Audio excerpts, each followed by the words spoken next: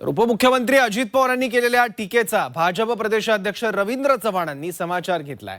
आम्ही टीका केली तर त्यांच्या अडचणीत वाढ होईल असा इशारा रवींद्र चव्हाणांनी दिलाय। अजित पवारांनी पिंपरी चिंचवड पालिकेत भाजपने भ्रष्टाचार केल्याचा आरोप केला होता। दरम्यान यानंतर अजित पवारांना भाजपनेही प्रत्युत्तर दिलंय। पालिकेच्या कारभारात पारदर्शकतेचा पूर्णपणे अभाव आहे। राज्यातील कोणाचाही वचक राहिलेला नाहीये। त्यामुळे शहरामध्ये लुटारू गँग तयार झालेली आहे आणि याच भ्रष्टाचारी राक्षसाचं दहन करण्यासाठी आम्ही हे सगळ्या निवडणुकीच्या मैदानात उतरलेलो आहे। पवारांचं हे वक्तव्य जे आहे हे वक्तव्य निवडणुकीच्या पार्श्वभूमीवरती असणारं हे वक्तव्य आहे असं मला वाटतं। अजित पवारांनी खुद के गिरेबान में झाँक के देखना चाहिए जसं हिंदीमध्ये म्हणतात ते पाहिलं पाहिजे। आम्ही कधी आरोप करायला गेलो तर त्यांना फार अडचणी निर्माण होतील याची त्यांनी काळजी घेतली पाहिजे। 1.25 किलोमीटर रस्त्यासाठी पत्रकार मित्रांनो खर्च किती असावा? 81 कोटी।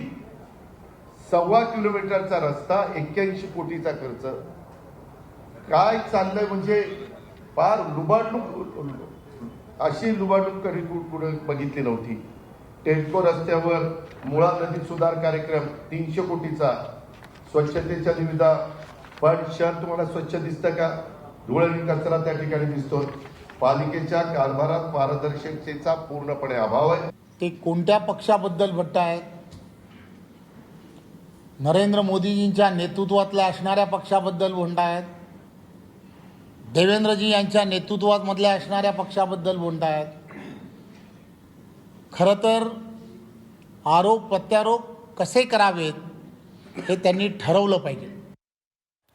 माझ्यावर ज्या लोकांनी 70,000 कोटींच्या भ्रष्टाचाराचे आरोप केले त्या सगळ्यांसोबत मी आज सरकारमध्ये बसलोय असं वक्तव्य उपमुख्यमंत्री अजित पवारांनी केलंय। विधानसभा उपाध्यक्ष अण्णा बनसोडे यांच्या मुलावर सुद्धा गुन्हे दाखल आहेत असा आरोप काँग्रेसने केला होता। त्यावर प्रश्न विचारला असता अजित पवारांनी ही भूमिका मांडली आहे। दरम्यान त्यांच्या विधानानंतर भाजप प्रदेशाध्यक्ष रवींद्र चव्हाणांनी देखील एक सूचक वक्तव्य केलं। गुन्हा कुणावर झाला तर गुन्हा सिद्ध व्हायच्या आधीच तो दोषी असतो का? असतो? तुम्हाला माहिती आहे माझ्यावर 70,000 कोटीचा भ्रष्टाचाराचा आरोप झाला ना? ज्यांनी केलं त्या सगळ्यांच्या बरोबर मी सरकारमध्ये आहे ना? 70,000 कोटीचा आरोप ज्यांनी माझ्यावरती केला होता त्यांच्यासोबत मी आता सत्तेत आहे असा मी तुम्हाला पुन्हा तेच सांगेन की त्यांनी जे म्हटलं त्याला मी एका वाक्यात जे म्हणायला पाहिजे होतं ते मी ऑलरेडी म्हटलंय। 1999 ते 2009 या काळात बंधारे आणि सिंचन प्रकल्पांच्या बांधकामात गैरव्यवहार झाल्याचा आरोप आहे।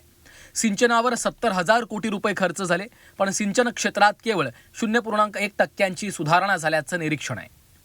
सिंचन प्रकल्पांच्या कंत्राट वाटपात तसंच त्यांच्या पूर्ततेमध्ये अनियमितता आढळली अशी नोंद कॅगनं आपल्या अहवालात केली होती।